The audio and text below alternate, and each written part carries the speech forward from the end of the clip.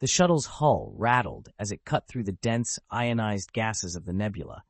The exterior shields flickered as they absorbed bursts of energy from the surrounding chaos. But inside, everything was quiet. Captain Marik's fingers hovered over the controls, her eyes scanning the swirling clouds outside, searching for any sign of what had brought down the probe.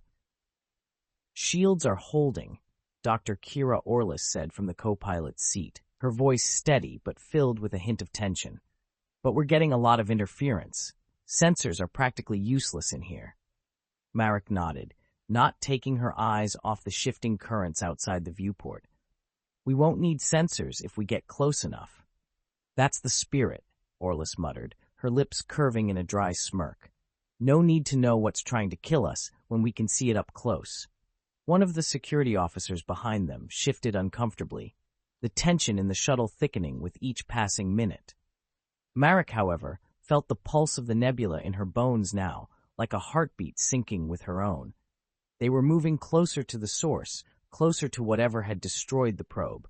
There was no turning back. "Do we have any visual yet?" Marik asked, glancing at Orlis. "Negative," Orlis said, her brow furrowed as she tapped at the sensor console. "Whatever's in here, it's messing with all of our readings. We're flying blind, Captain." "Then we keep going," Marik said, pushing the shuttle deeper into the maelstrom. "If there's something in here, we're going to find it."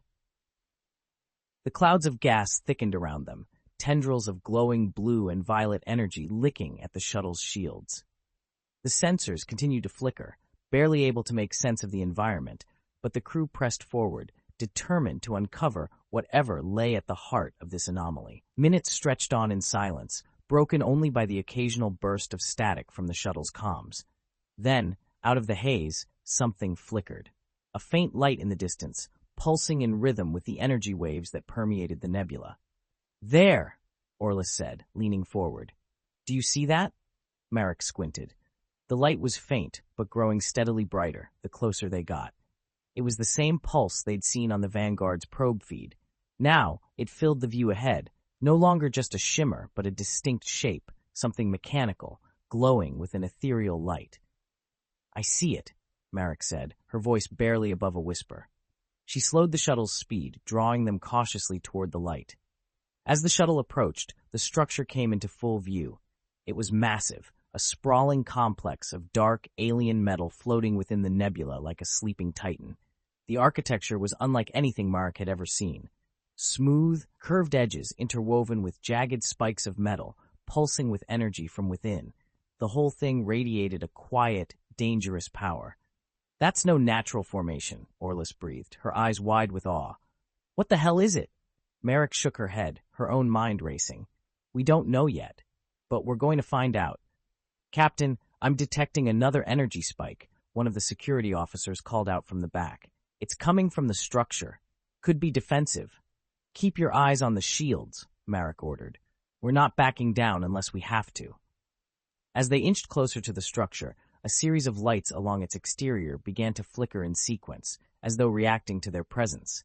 Marik felt her pulse quicken, her instincts screaming that they were being watched. "This thing is responding to us," Orlis muttered.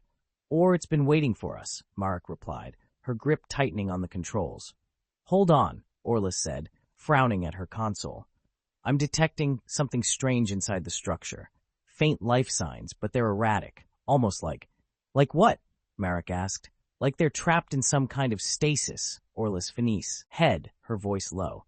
"I can't get a clear reading through the interference, but I'm picking up something alive in there.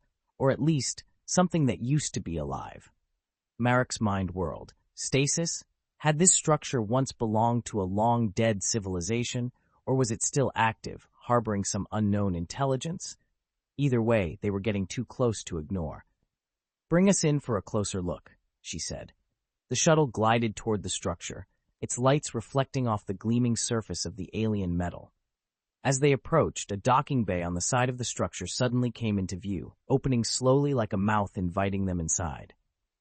"Well, that's not ominous at all," Orlis muttered. "It's an invitation," Marik said, more to herself than anyone else. She felt the pull again, that same unshakable feeling that this was no coincidence. They were meant to be here. "Should we accept?" Orlis asked, raising an eyebrow. We didn't come this far to turn back now, Marik said, her tone firm. Prepare to dock. The shuttle slipped through the bay doors, which closed behind them with an unsettling finality. Inside, the docking bay was dimly lit, with flickering lights along the walls casting long shadows across the room. The shuttle touched down with a soft thud, and the hum of the engines faded as Marik powered down the systems. Shields holding, Orlis said, checking her readings. No immediate threats detected. Atmosphere's breathable, but the air's cold and stale. Marik stood up, her hand instinctively brushing the phaser on her belt. We move carefully. Stay together. Keep comms open at all times. The hatch opened with a hiss, and the crew stepped out onto the cold metal floor of the alien structure. The air was thick with dust, and a faint hum of energy vibrated through the walls, making Marik's skin prickle. Definitely not abandoned, Orlis whispered, scanning the area. This place still has power. It's just old. Marik led the group forward, her steps slow and deliberate. The corridor ahead was narrow, its walls lined with strange glyphs that seemed to shift and shimmer in the dim light. Every instinct told her they were not alone, that something deeper within the structure was watching, waiting. They reached a set of large double doors at the end of the corridor, sealed shut with a faint glow of energy running through the seams. Looks like a central chamber, Marik said, her voice hushed. Voss would love this. Orlis stepped up to the door, her hand hovering over the glowing seam. Should we?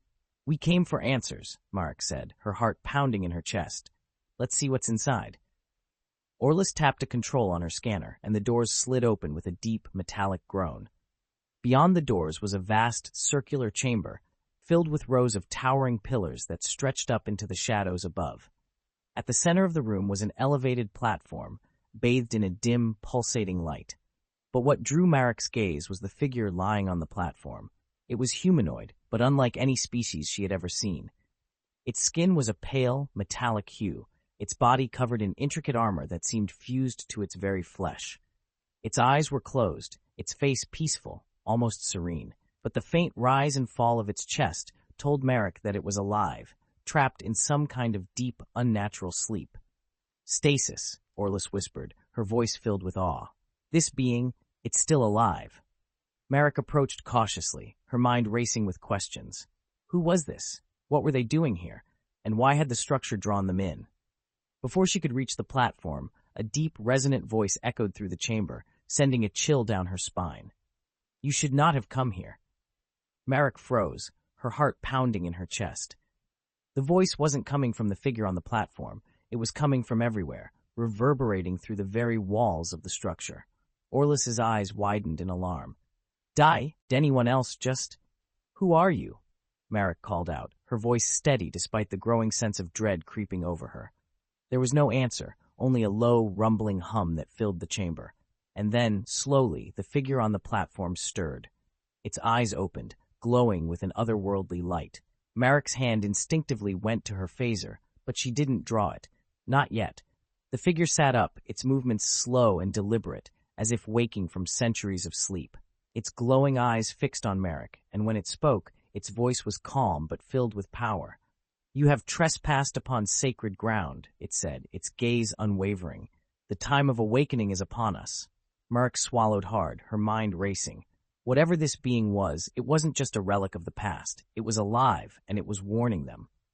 What is this place? Marik asked, stepping forward cautiously. Why have you been in stasis? The figure tilted its head, studying her with a piercing intensity. This is the heart of the nebula, the gateway between worlds, and I am its guardian. Before Marik could ask more, the chamber began to tremble, the walls vibrating with a deep, resonant hum. The lights flickered, and the hum grew louder. The gateway is opening, the figure said, rising to its feet, and with it, the end of your world approaches. Marik's heart raced as the realization hit her. They hadn't just stumbled upon a long-abandoned structure. They had found something far more dangerous, a gateway to another realm, and whatever lay beyond it was about to be unleashed. We need to get out of here, Marik said, her voice tight. But the figure stepped forward, blocking their path. There is no escape. The awakening has begun. The chamber shook violently, the deep hum reverberating through the walls, growing louder by the second. Marik's hand hovered over her phaser, but her instincts told her it wouldn't help. Whatever this being was, it held a power she didn't understand, yet. The alien figure standing before them, the so-called Guardian, radiated an eerie calm, its glowing eyes fixed on her with unnerving clarity. Despite the chaos around them, it remained motionless, as if it had been waiting for this moment for centuries. "The gateway is opening," the Guardian repeated, its voice echoing across the chamber, though its lips never moved. "The time of your world's end is near." Orlis took a step back, her hand tightly gripping her scanner. "Captain, we need to get out of here. This entire place could collapse." Marik nodded, but kept her eyes on the Guardian. "We're leaving," she said, her voice firm. "Move out." As they turned to retreat toward the docking bay, the Guardian raised a hand, and the massive doors behind them slammed shut with a deafening thud, trapping them inside. The walls trembled more violently now, cracks forming along the intricate metallic surface, sending shards of debris tumbling to the floor. "No one leaves," the Guardian said, its tone serene but absolute. "The gateway will not permit it." "Captain," Orlis muttered under her breath, her voice tight with fear. "What do we do?" Marik's mind raced, trying to make sense of the situation. This wasn't just some ancient ruin. They had stumbled upon something far older, far more dangerous than she had anticipated. And this being, this Guardian, seemed to have control over it. "You need to explain what this is," Marik said, turning to face the Guardian again, her heart pounding. "What is this gateway? What's on the other side?" The Guardian tilted its head, as if considering her question. "The gateway leads to the beyond, the realm between worlds. It is the boundary between what is known and what lies beyond comprehension." Orlis frowned, stepping forward cautiously. "Are you saying this structure is some kind of dimensional gate?" The Guardian's glowing eyes flickered, and for the first time its calm demeanor seemed to falter. "This is not a gate for travel. It is a seal, a barrier. What lies beyond is not meant to be crossed, not by your kind." The words sent a chill through Marik. A seal, a barrier. If this was true, then whatever was happening in the nebula wasn't a natural anomaly. It was a crack in that barrier. Something was breaking through. "Captain," Orlis said, her voice urgent, "we need to stop whatever's happening here. If this thing is right and something's coming through, we might not be able to hold it back." Marik's thoughts raced. They needed to get out, but the Guardian wasn't going to let them leave. Not without stopping the gateway from fully opening. She turned to Orlis, her voice low. "Do you think you can override the systems? Close it manually?" Orlis glanced nervously at the control panels lining the chamber. "It's possible. If I can interface with the alien tech, I might be able to stop the process. But it's a long shot." "Take the shot," Marik ordered. "Do it now." Orlis moved quickly to one of the consoles, her fingers flying over the alien interface, her scanner struggling to make sense of the ancient technology. Marik turned back to the Guardian, whose gaze followed Orlis's movements with unsettling intensity. "You must not interfere," the Guardian warned, its voice sharp. "The seal must open." Marik stepped forward, drawing her phaser but keeping it lowered. "Why?" she demanded. "What's coming through that's so important? What are you protecting?" The Guardian's eyes flared brighter, its voice resonating with a power that shook the air. "I do not protect, I serve. The Beyond calls, and I answer." Before Marik could respond, Orlis cursed under her breath. "This tech is ancient, Captain. It's not just one system, it's connected to the entire structure, maybe the whole nebula." "Keep trying," Marik said, her pulse racing. "We don't have a choice." The Guardian took a step forward, its presence filling the room with an oppressive weight. "You cannot stop the awakening. It is beyond your reach. The time has come for the gateway to open. What has been sealed will be set free." "Not if we can help it," Marik shot back, raising her phaser. The Guardian's eyes flared with a sudden intensity, and before Marik could react, the air around her rippled with energy. The phaser in her hand suddenly grew hot, and she dropped it with a hiss of pain, the weapon clattering to the floor. "Captain!" Orlis called out from the console, panic in her voice. "We're running out of time." Marik gritted her teeth, her mind racing for a solution. They couldn't fight the Guardian, not with conventional means. And the gateway was on the verge of opening, with something dangerous on the other side. "Orlis, can we overload the structure's power grid?" she asked, her voice tight with urgency. Orlis hesitated, glancing between the console and the alien machinery surrounding them. If I did that, it could cause a chain reaction.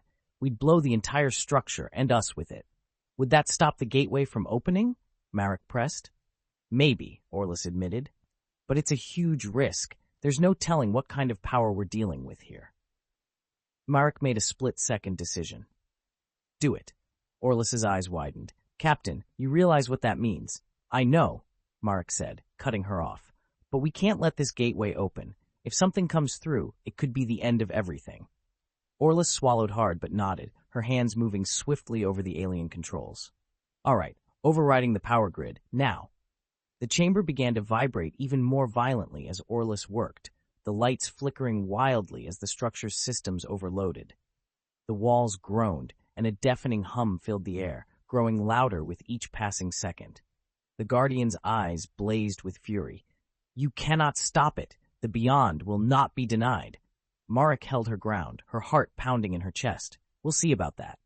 Suddenly, the lights in the chamber flared bright, and a sharp, piercing sound echoed through the room. The ground beneath them buckled as the alien structure began to collapse under its own power. Orlis stumbled back from the console, her face pale. I've done it. The whole thing's going critical. We need to move now. The Guardian let out a low, resonant growl, its body flickering with energy. You are too late. The gateway opens, and the beyond shall claim you. Marik didn't wait to hear more. Back to the shuttle. Move. The crew bolted toward the docking bay doors, which thankfully slid open as they approached. The tremors intensified, and cracks split the floor beneath their feet as they sprinted back toward the shuttle. Just as they reached the bay, the structure let out a thunderous roar, and a blinding light erupted from the chamber they had just left. The walls buckled, and the entire structure began to tear itself apart, pieces of metal and debris raining down from above. They scrambled into the shuttle, Marik shouting orders as the doors sealed behind them. Orlis, get us out of here! Orlis didn't need to be told twice. The shuttle's engines roared to life, and they shot out of the docking bay, barreling through the nebula with blinding speed as the alien structure imploded behind them, sending shockwaves rippling through the clouds. Shields holding, one of the security officers shouted as the shuttle shuddered violently. Marik's knuckles were white as she gripped the controls, her heart pounding in her ears. Full power to the engines. We need to clear the nebula before it collapses. The shuttle surged forward, the swirling clouds of the nebula blurring around them. Behind them, the structure was disintegrating, the once massive complex N, how little more than debris and light, consumed by the very power it had housed. As they neared the edge of the nebula, the shuttle finally broke free of the swirling clouds, bursting into the clear expanse of space. The crew let out a collective sigh of relief as the ship stabilized, the nebula now shrinking in the distance behind them. But Marik couldn't shake the uneasy feeling gnawing at her gut. They had escaped, but something was wrong. The Guardian's final words echoed in her mind. The gateway opens, and the beyond shall claim you. What just happened back there? Orlis asked, her voice shaky. Did we stop it? Marik stared out at the nebula, watching as the remnants of the structure flickered and faded. She didn't have an answer. All she knew was that something had been set in motion, something far bigger than she had anticipated. I don't know, she admitted, her voice low. But we've just opened a door we might not be able to close. As the Vanguard came into view ahead, Marik knew their mission had just taken a dark and dangerous turn. And whatever was on the other side of that gateway wasn't finished with them yet.